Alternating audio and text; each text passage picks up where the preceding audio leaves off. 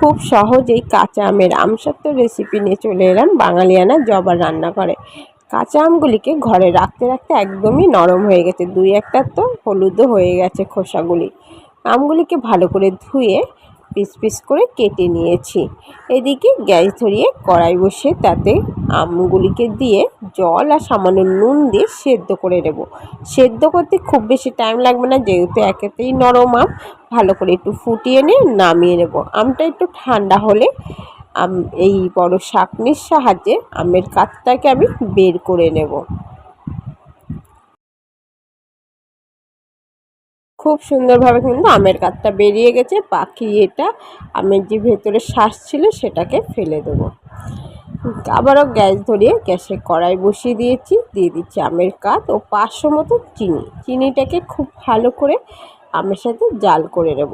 খুব বেশি আমার টাইম লাগবে না, যেহেতু আমের কাতটা কিন্তু খুবই গাঢ় ছিল।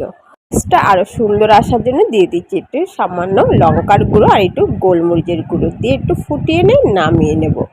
এখানে যে থালাটায় আমি আমসত্ত্বটাকে বসাবো সেই থালাটা নিয়ে নিয়েছি, তাতে সামান্য তেল দিয়ে তেলটাকে ভালো করে মাখিয়ে নিয়ে আমসত্ত্বটাকে দিয়ে দেব। এইভাবেই আরও দুটো থালাতে আমি রেডি করে নেব, যেহেতু আমার আমের কাতটা অনেকটাই হয়েছে।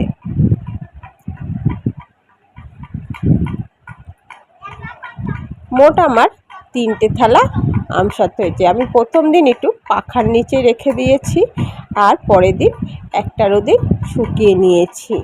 খুব সুন্দরভাবে আমসত্ত্ব কিন্তু রেডি হয়ে গেছে। একটা ছুরির সাহায্যে পিস করে আমসত্ত্বগুলিকে কেটে নেব। দেখতে যতটা সুন্দর হয়েছে আমসত্ত্ব, খেতেও কিন্তু বন্ধুরা ততটাই সুন্দর হয়েছে।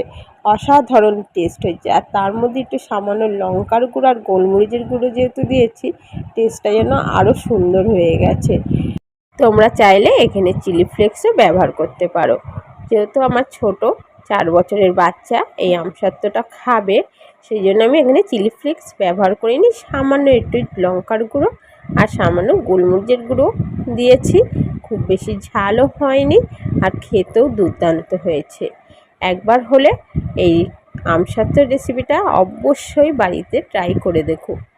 যেসব নতুন বন্ধুরা আজকে আমার চ্যানেলে নতুন আমার রেসিপি দেখছো, তারা অবশ্যই আমার চ্যানেলটিকে সাবস্ক্রাইব করে পাশে থাকা বেল আইকনটি ক্লিক করে দিও।